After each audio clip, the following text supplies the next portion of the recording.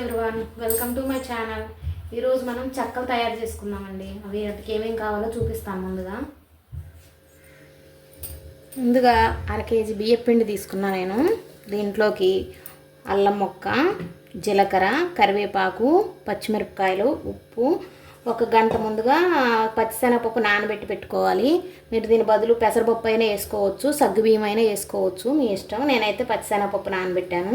ఇప్పుడు ఎలా చేయాలో ప్రాసెస్ చూపిస్తాను. ఇందులో మిక్సీ జార్ తీసుకొని దాంట్లోకి అల్లం ముక్కలు చిన్నగా కట్ చేసి వేసుకుందాం. పచ్చిమిరపకాయలు మీకు ఘాటుకు సరిపోని తీసుకోండి. నేనైతే ఒక 6-7 కాయలు వేసేస్తాను అర కేజీ పిండికి. ఇలా చిన్నగా ముక్కలు చేసుకుని ఇలా వేసేసుకుంటే తొందరగా గ్రైండ్ అవుతుంది, మెత్తగా పేస్ట్ అవుతుంది.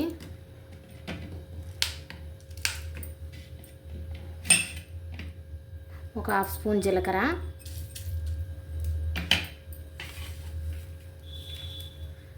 కరివేపాకు కొంచెం జార్లో వేసుకుందాం. కొంచెం పచ్చిది మళ్ళీ ఇలా వేసుకుందాం పిండిలో. అలా వేసుకుంటే బాగుంటుంది. ఉప్పు కూడా పిండికి సరిపోను పిండిలోనే వేసుకుందాం. చిన్న స్పూన్తో నేనైతే 1 స్పూన్ నిండా వేసాను. దీన్ని మెత్తగా మిక్సీ పట్టుకోవాలి. ఇప్పుడు ఇది అర కేజీ బియ్యం పిండి అండి. ఇప్పుడు మీకు అల్లం, పచ్చిమిరపకాయలు, ఉప్పు, జీలకర్ర, కొంచెం కరివేపాకు వేసి మనం మిక్సీ పట్టుకున్నాం కదా, మీ ఘాటుకు సరిపోని వేసుకోండి మీరు. నేనైతే ఒక 2 స్పూన్లు వేసాను. సన్నగా కరివేపాకు కట్ చేసి వేసుకోవాలి. పచ్చెనపప్పు గంట నానబెట్టాం కదా, ఇది నీళ్లు రాకుండా వేసుకోవాలి.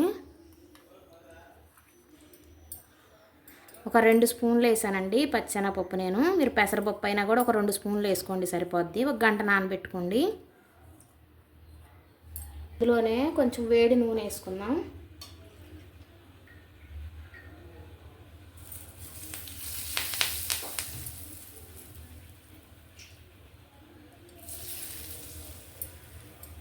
ఇప్పుడు దీన్ని బాగా కలుపుకుందాం. మనం ఉప్పు ముందే వేసాము. ఒకసారి ఇలా కలుపుకున్న తర్వాత ఉప్పు చెక్ చేసుకుందాం. నూనె వేడిగా ఉంటుంది కదా, గరిటెతో కలిపేద్దాం, చేయి పెట్టకండి ముందే.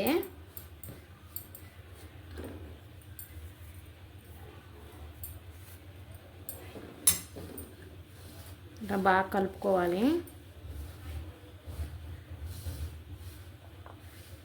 ఇప్పుడు కొంచెం కాచి చల్లార్చి నీళ్ళు తీసుకుందాం.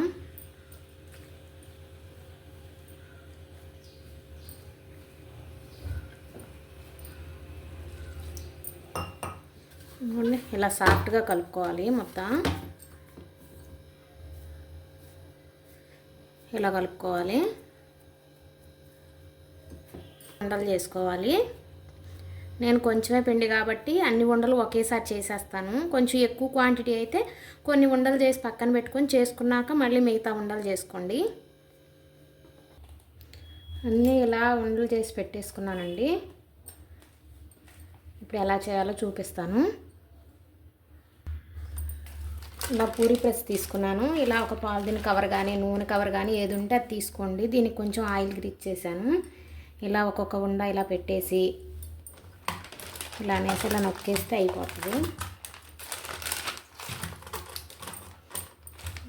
అంతేనండి, చాలా ఈజీగా చేసుకోవచ్చు. మరి గట్టిగా నొక్కండి.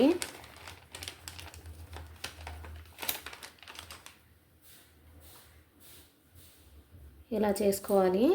ఇవి చేసుకున్నవి ఒక బట్ట తడిపేసి ఒక టవల్ దానిపైన వేసేసుకుందాం. ఇంకోటి చేసుకుందాం.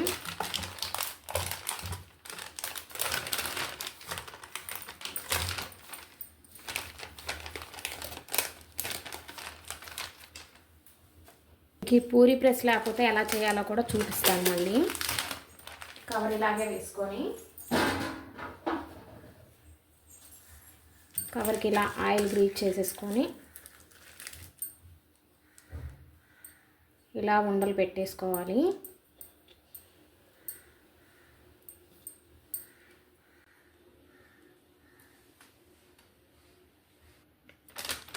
ఈ సైజ్ కవర్ ఇంకొకటి తీసుకొని ఇలా వేసేసుకొని దానికి కూడా కొంచెం ఆయిల్ గ్రీజ్ చేసుకోవాలి. అంటే కొంచెం వెడల్పుగా ఉండే గిన్నె తీసుకొని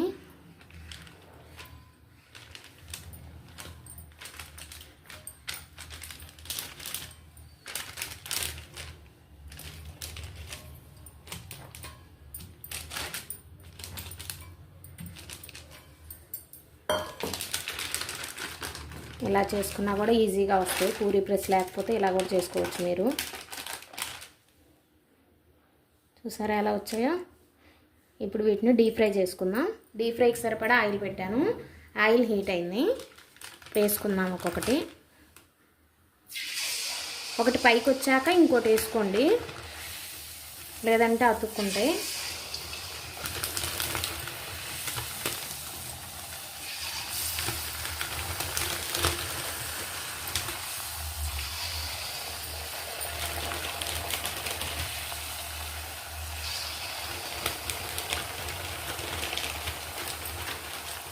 ఆయిల్ సరిపోని ఇలా వేసుకోండి.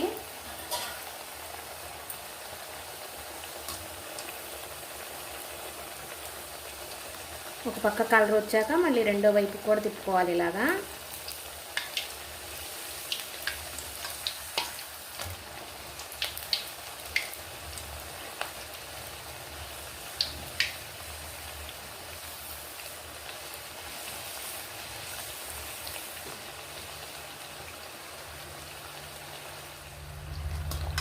రెండు వైపులా ఇలా కాలేయండి.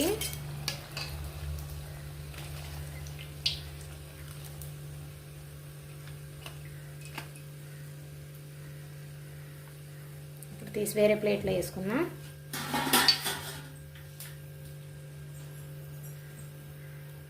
ఇంకో వాయి వేసుకున్నాం ఇలాగా.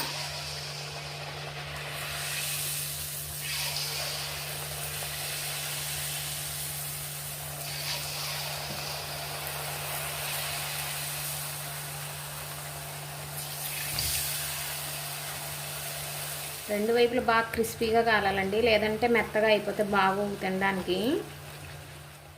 మీరు అన్నీ చేసి ఇలా పెట్టేసుకుంటే క్లాత్ మీద తీసి ఇలా వేసుకోవడానికి అంత ఈజీగా ఉంటాయండి.